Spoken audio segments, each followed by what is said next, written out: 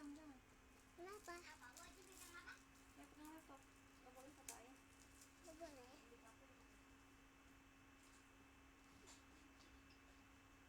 Jangan di kasur, sini. Capek. Enggak di sini, Rena, nggak mau. Di bawah, di sini.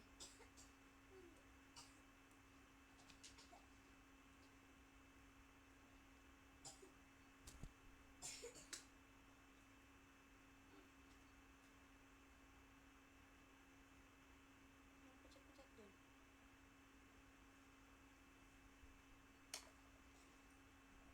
Jangan pencet-pencet. Cuman pegang ini. Siapa?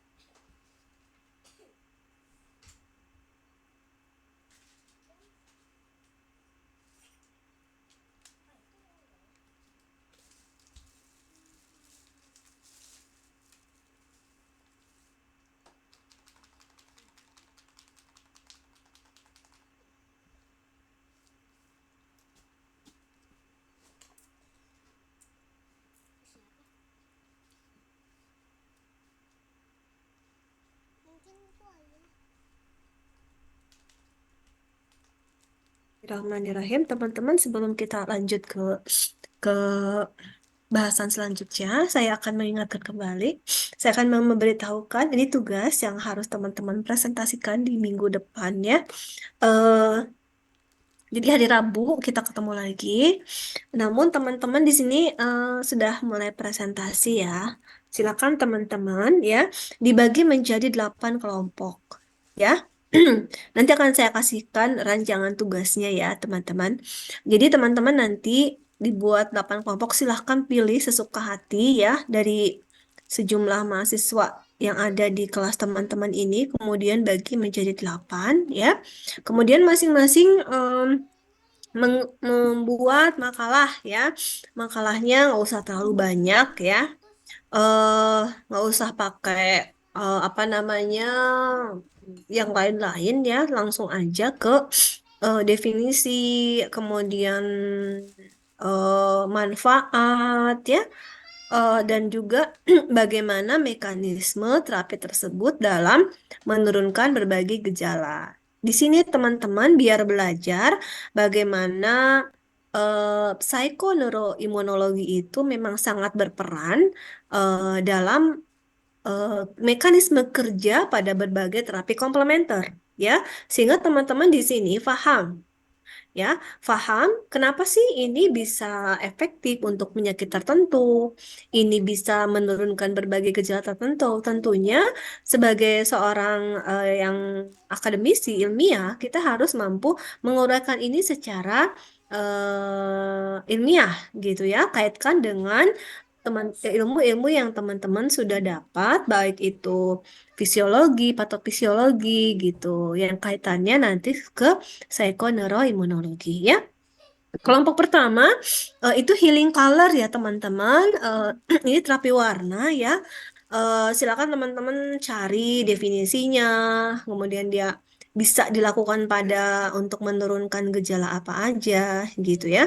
Kemudian masase juga ya, masase indikasinya untuk apa, kemudian bagaimana mekanismenya, sehingga kalau mekanisme eh, itu lebih ke bagaimana mekanisme dia dalam menurunkan berbagai gejala ya teman-teman ya. Tadi seperti yang saya kemukakan di sebelumnya, misalnya kalau terapi massase itu dia bisa menurunkan, kenapa sih bisa menurunkan pegal-pegal gitu misalnya ya, karena tadi adanya relaksasi gitu ya, relaksasi, sehingga nanti yang mendominasi adalah parasimpatis ya. Efek relaksasi itu juga bisa meningkatkan stimulasi hormon endorfin, di mana di situ ada perasaan tenang, menyenangkan gitu ya. Kemudian terapi air atau hidroterapi ini teman-teman silahkan mau eh, airnya air hangat atau air dingin boleh silahkan ya. Kemudian terapi aktivitas fisik jalan kaki ini adalah terapi yang paling murah dan teman-teman bisa lakukan gitu ya tiap hari. Apalagi teman-teman yang punya sakit gangguan metabolik misalnya ada DM ya, rheumatoid gitu atau eh, hypertension juga bisa gitu ya.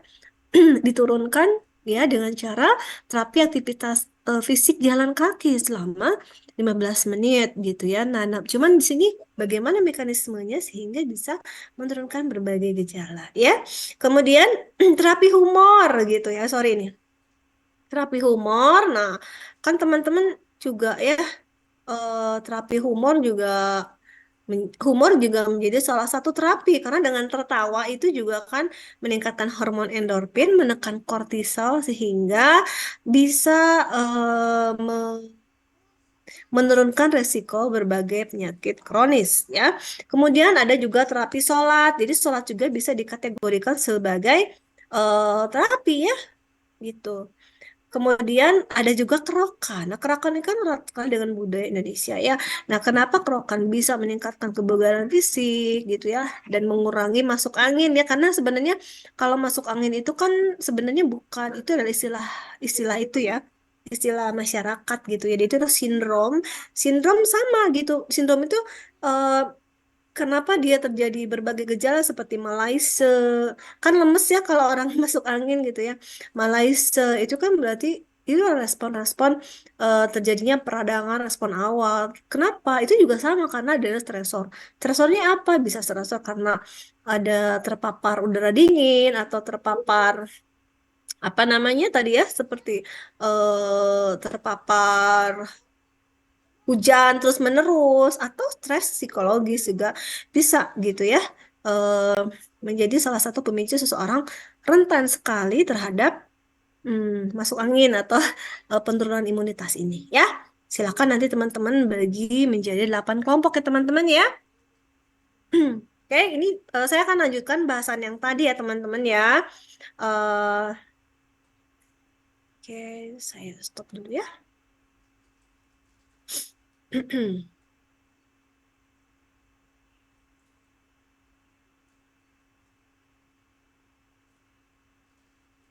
Oke, masuk ya.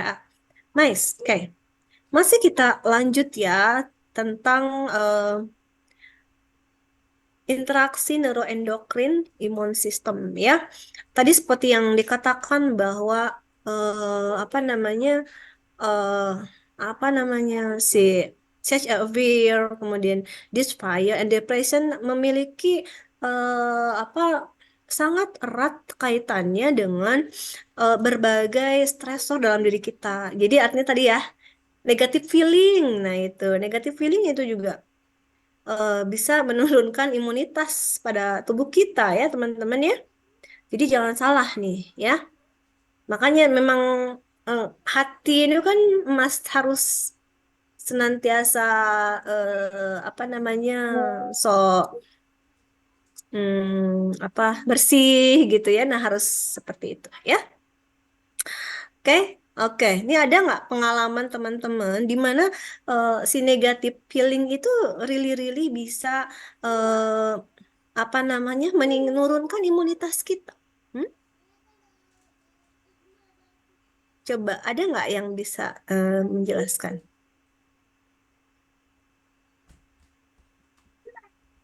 Ada nggak yang bisa menjelaskan? Hmm? Coba perasaan negatif, negatif feeling. Teman-teman kan juga pernah merasa kecewa, kecewa, kecewa, kecewa berlebihan bisa menurunkan imunitas. Percaya nggak? Coba ada yang bisa Percaya. menguraikan pengalaman. Rian, Rian, Rian yang baru merit. Coba, Cian, Rian, Rian. Mana Rian? Awas Ya kalau nggak ada. Bu, Oke, dagu. so tell me stories bahwa negative feeling such a fear, despair, and depression itu bisa memberikan significant effect pada otak gitu. Itu gimana caranya? How?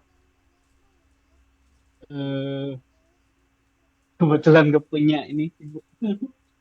Gak Eh, punya apa? Kecewa, kecewa terlalu Hah? berat. Hah? Gak punya apa?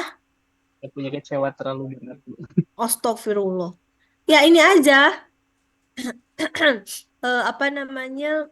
Bukan nggak mesti pengalaman, tapi kira-kira kenapa gitu? Kira-kira aja. Coba, bisa nggak? Atau siapa nih selain Rian ada nggak? Halo, ini nggak, udah di sini Izin nggak Bu. kalian?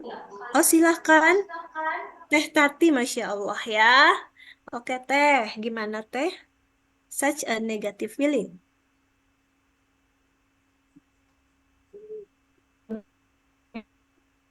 Hah? Gimana? Aduh, saya nggak kedengeran deh. Izin menjawab Ibu. Silakan. Putra mati ini. Jadi pada saat kita stres atau cemas, menurunkan imunitas itu benar Bu, karena antibodi lambat berproduksi, sehingga tubuh kita menjadi lemah dan gampang terkena infeksi.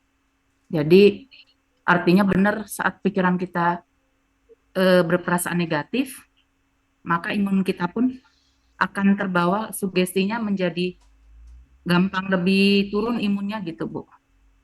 Iya, betul sekali ya. Jadi Masya Allah, makanya kita nggak boleh punya berburuk sangka gitu ya.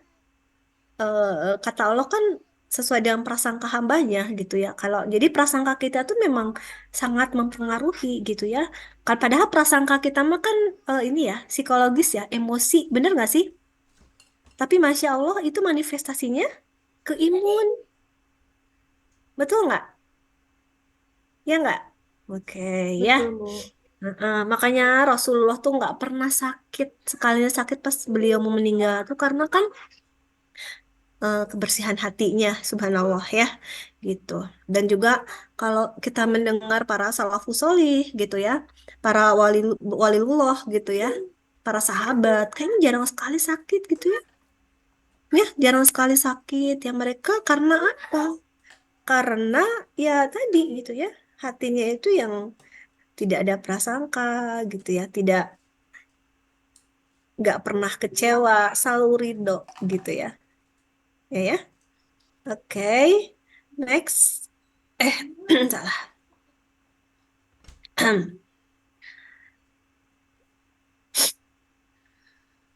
Kenapa? Nah, kan ditanya itu ibu kenapa flu, berarti ibu sedang stres. Oke, saya sedang stres memang. Tapi stres saya itu karena ini apa namanya?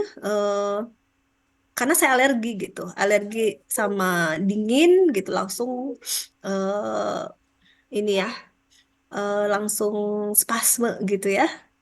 Nah, itu jadi itu juga termasuk stres. Tapi stres ini bukan melulu negatif kan ya, gitu kan. Stres itu banyak faktor gitu ya. Banyak hal nanti manifestnya gitu ya. Oke, lanjut ya. Oke, terus apa lagi ya? Nah, ini ya bahwa salah satu perawat. Nah, ini kaitannya adalah peran perawat ya harus memberikan intervensi. Salah satunya adalah dengan menurunkan stres terkait masalah gitu ya. Nah, misalnya Chef, kenapa Chef bisa menurunkan berbagai karena itu. Chef kan kaitannya dengan adanya masalah-masalah yang kemudian menjadi konflik batin tidak terselesaikan dan itu akan menjadi akar pahit gitu istilahnya Maya akan menjadi sesuatu yang lama-lama memicu sakit gitu, memicu berbagai gejala fisiologis gitu. Ya, itu ya. Kenapa sih Chef itu menjadi salah satu pilihan gitu ya?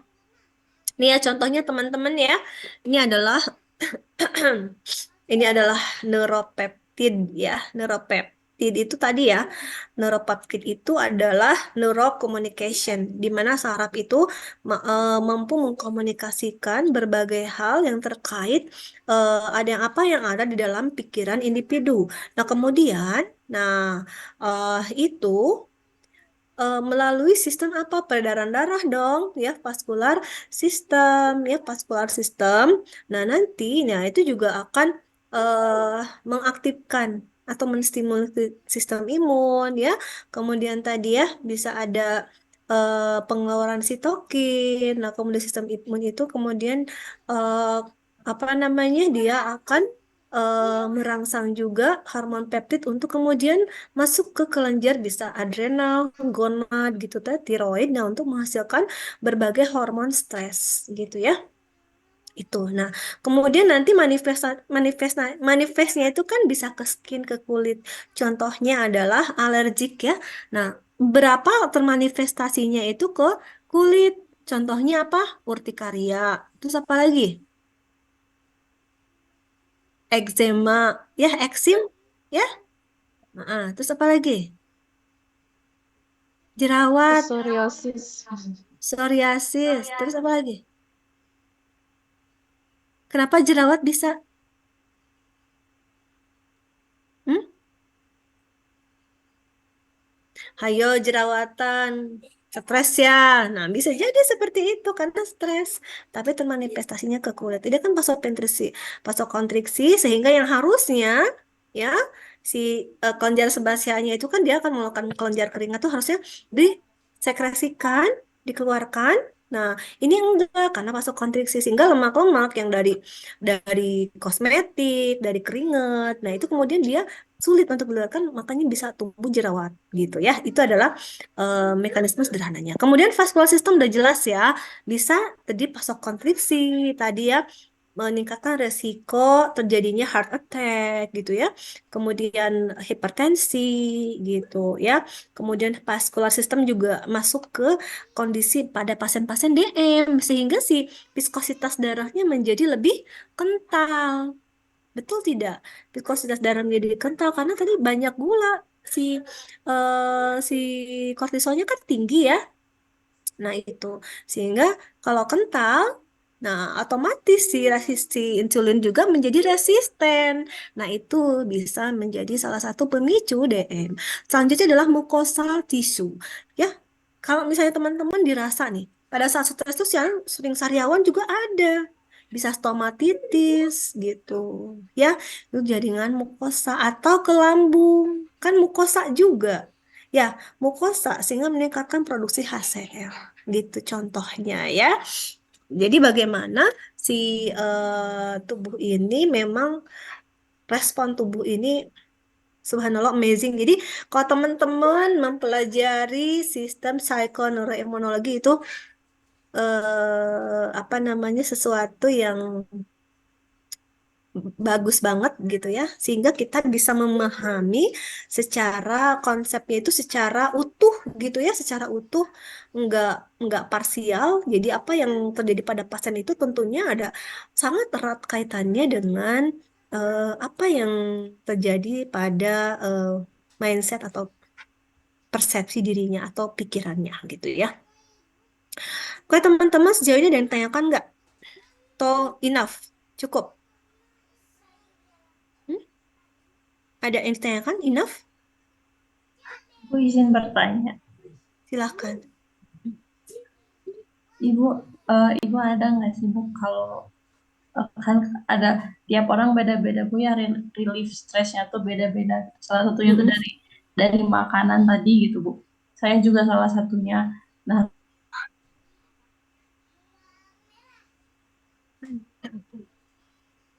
Sorry.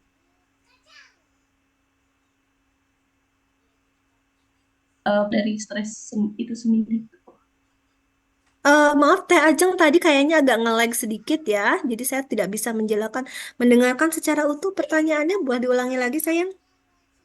Eh, Pertanyaan gini Bu, ada nggak hubungan atau misalkan pengaruh gitu dari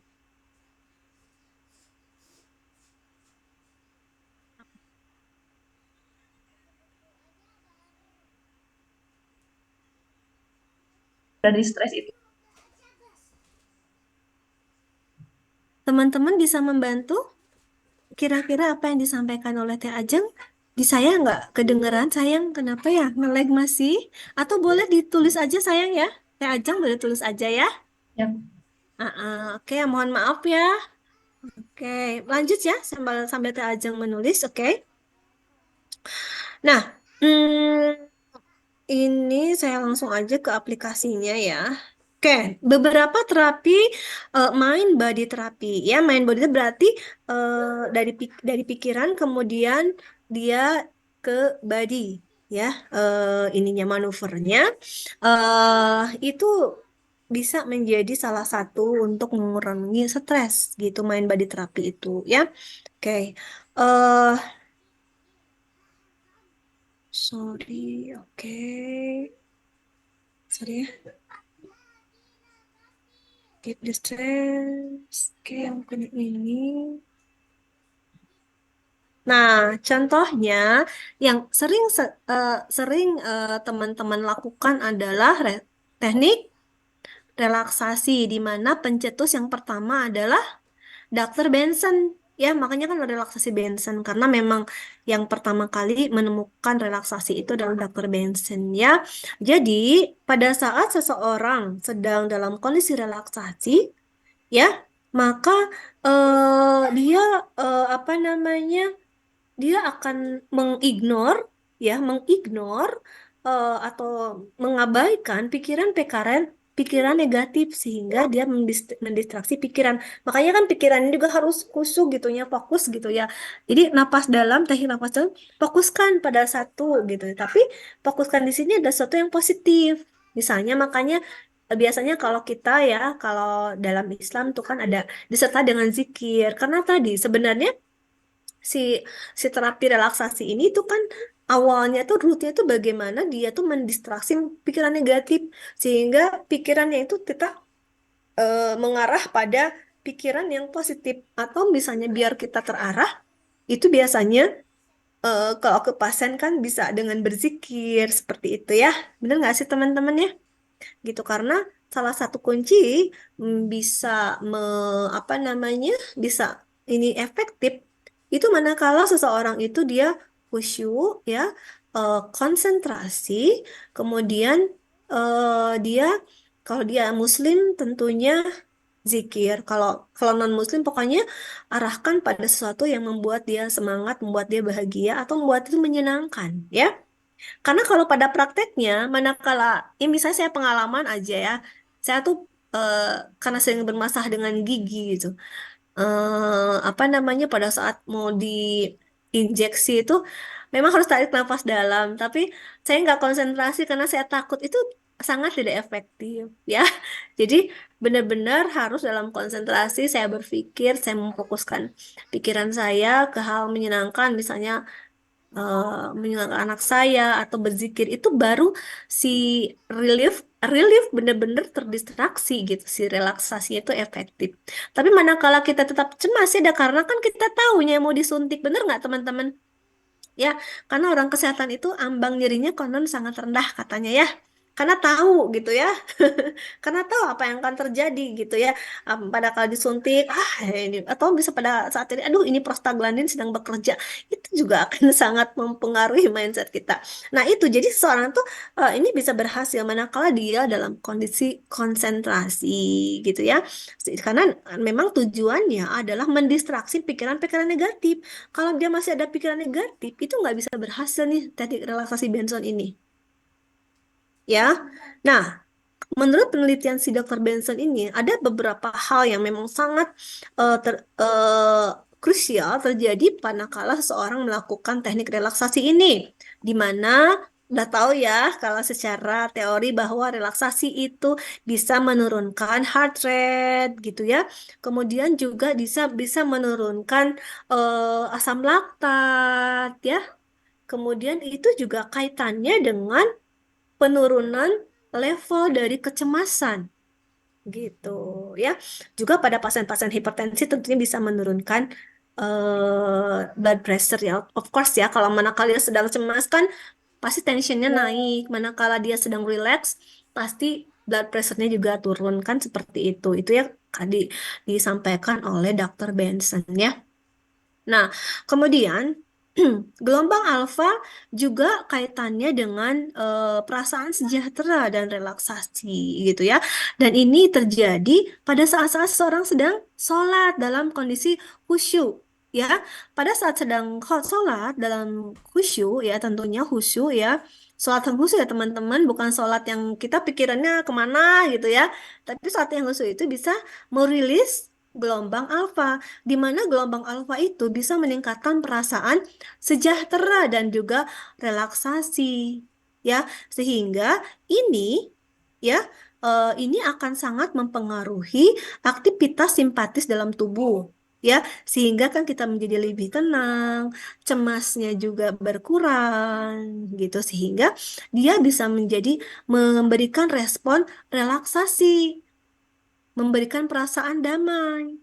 Contohnya misalnya ya kalau bukan muslimah ada meditasi, itu kan sama ke sana.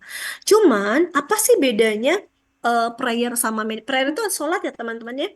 Prayer sama meditasi itu bedanya adalah pada saat prayer ya, memang semuanya sama gitu ya.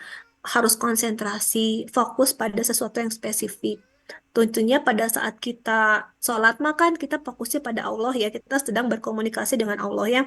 Tapi meditasi sama prayer, kalau prayer itu ada perasaan kita sedang menghadap sesuatu yang lebih tinggi, sesuatu yang higher being or higher power gitu. Artinya sesuatu yang tinggi, sesuatu yang eh, apa maha kuasa gitu. Nah, sehingga prayer ya ada soal penelitian ya antara meditasi dengan prayer menunjukkan bahwa si prayer ini memberikan efek yang sangat positif terhadap kesehatan ya, positif emosi, jadi emosi negatifnya hilang gitu ya. Nah kemudian nah tentu saja kalau positif positif negatif feelingnya hilang itu sangat berimpact terhadap sistem imun.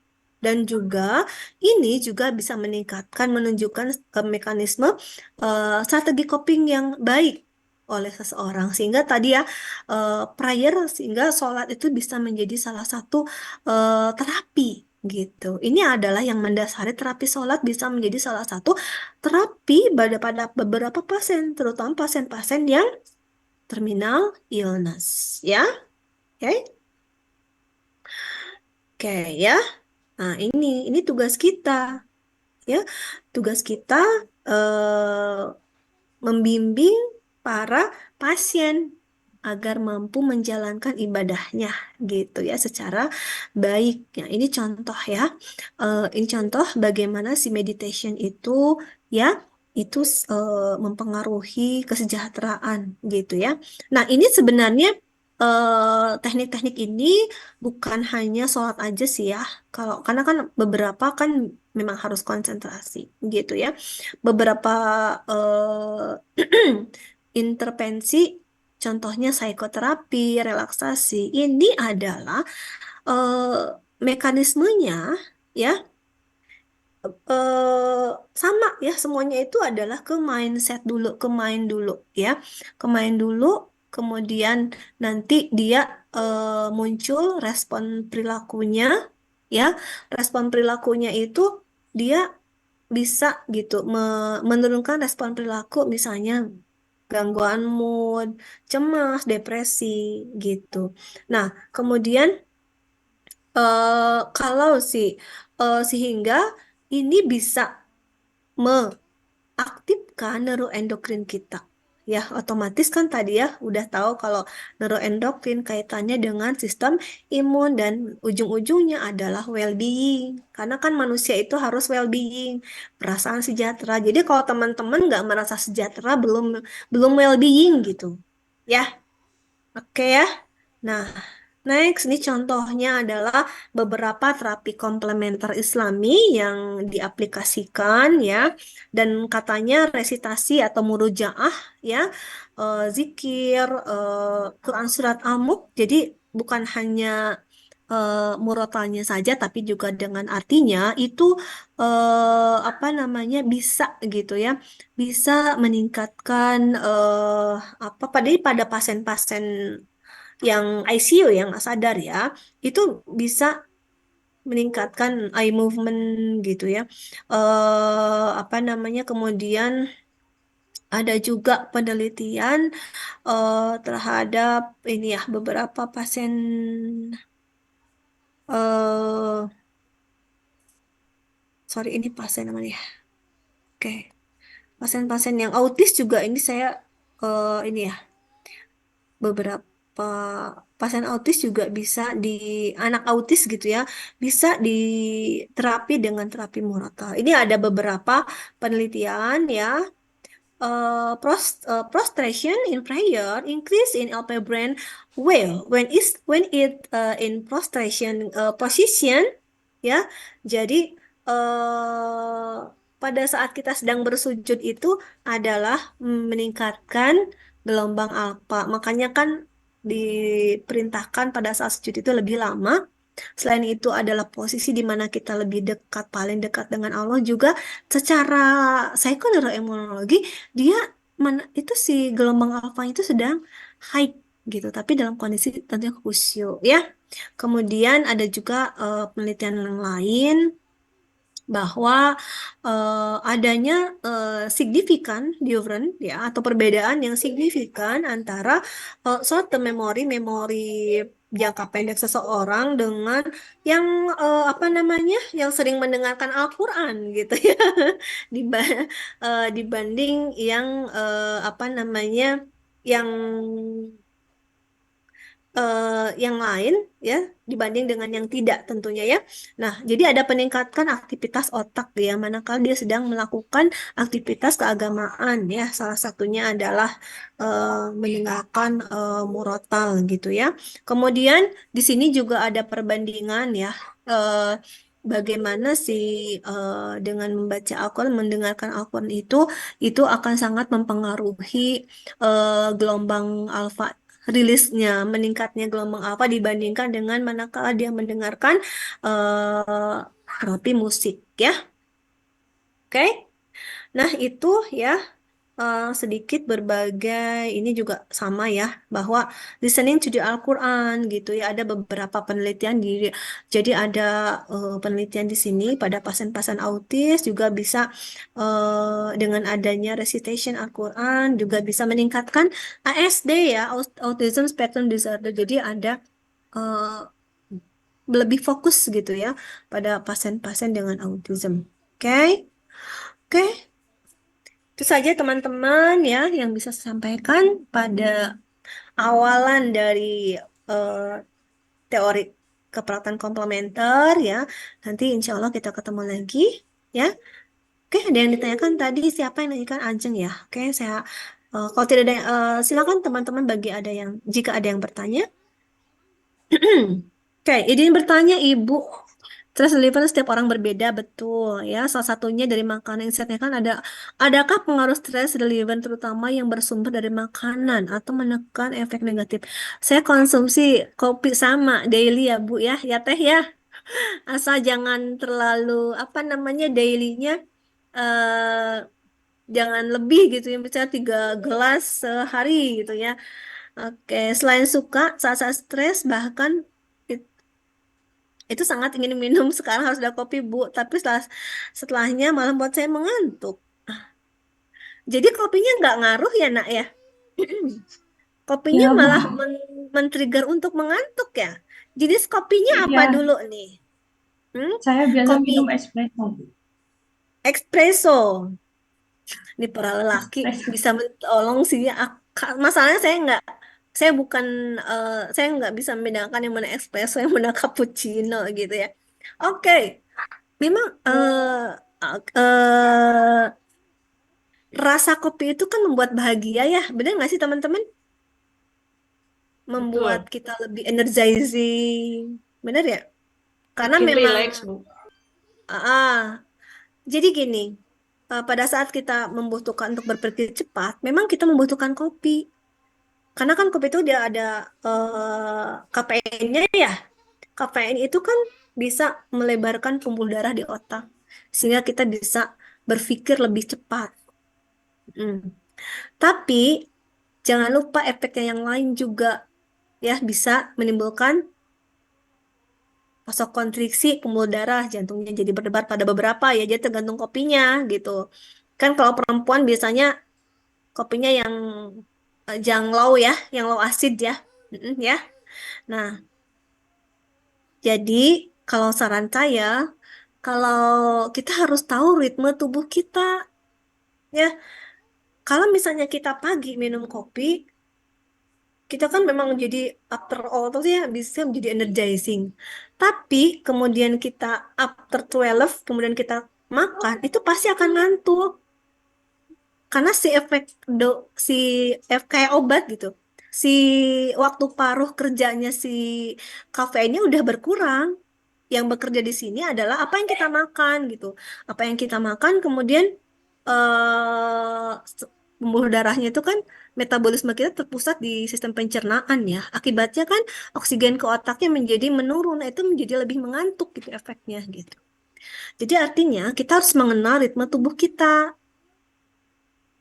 Ya, bener nggak?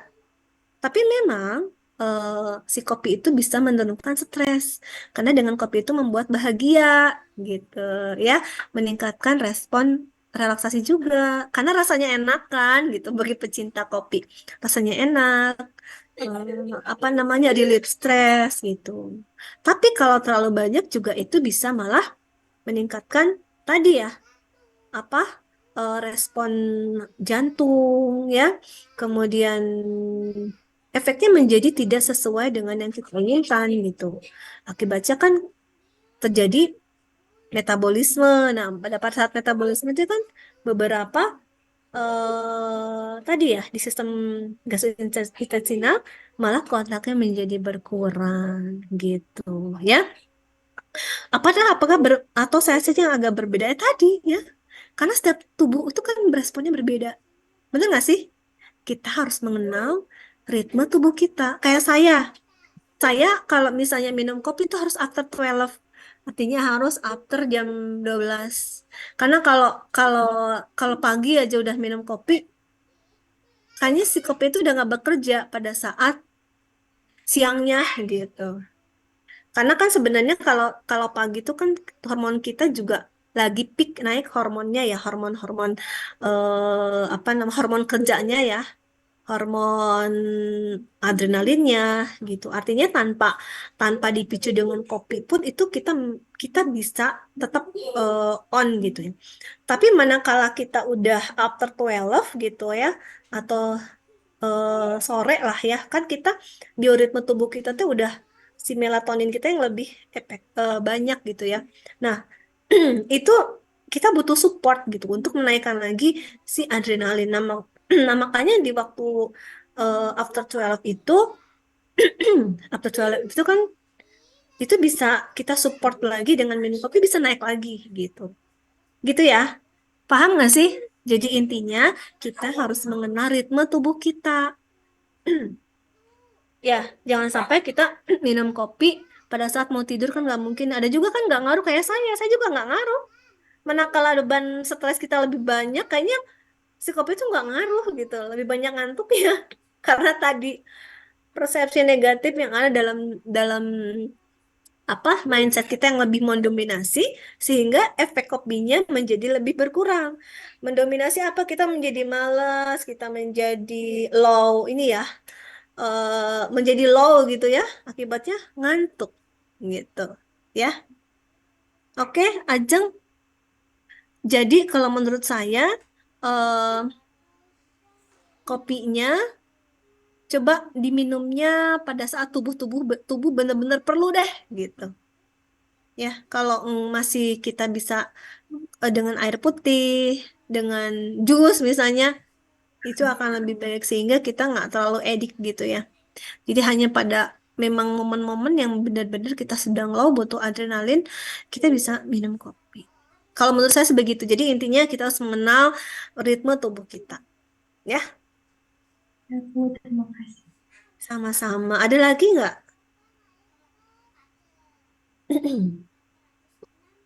Ya, kalau tidak ada, silakan teman-teman bagi kelompok ya. Nanti saya akan sharekan ke siapa? Teh Lani ya. Tugasnya apa saya nanti sebentar ya.